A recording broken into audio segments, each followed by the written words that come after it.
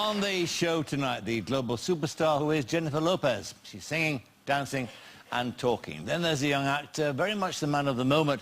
He's appeared in 4 films already this year. His latest, the acclaimed Atonement. He's James McAvoy. And first up, the actress described by the Times as a blend of ballsiness and vulnerability.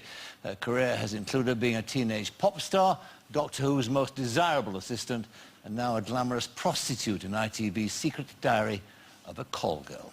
Ladies and gentlemen, Billie Piper.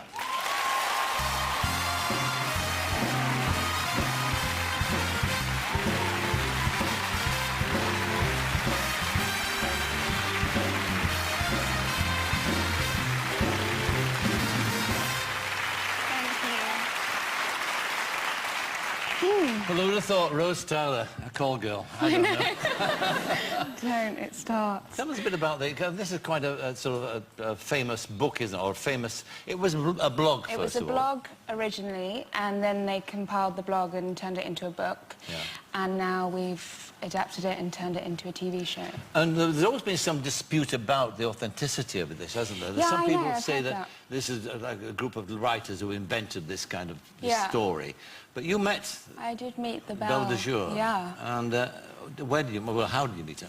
Well, the production company arranged it, so it was whilst we were doing the research, and actually it was the most helpful moment of my research, because you can read the book and it sounds, you know, it's great and it's fascinating and it's titillating and all of these things, but it's quite handy to meet the person who actually experienced those intimate adventures. And she was really cool, actually. She was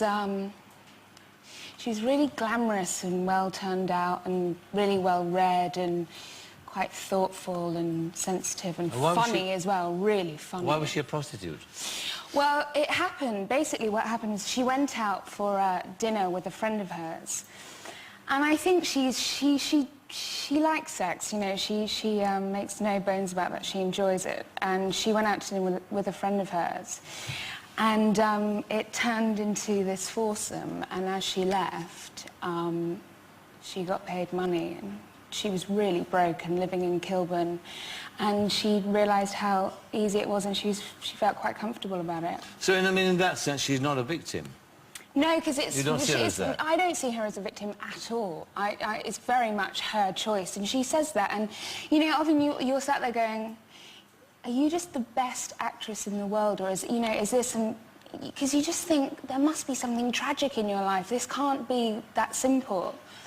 But she, you know, seemingly fine with the whole thing. But were you convinced that she was indeed Belle de Jour? Were you convinced? Yeah, yeah. And I really wanted it to be, you know, real. I think it's such a taboo subject. It's really insight's and it's a very different story to what we're used to hearing. In what sense? And reading.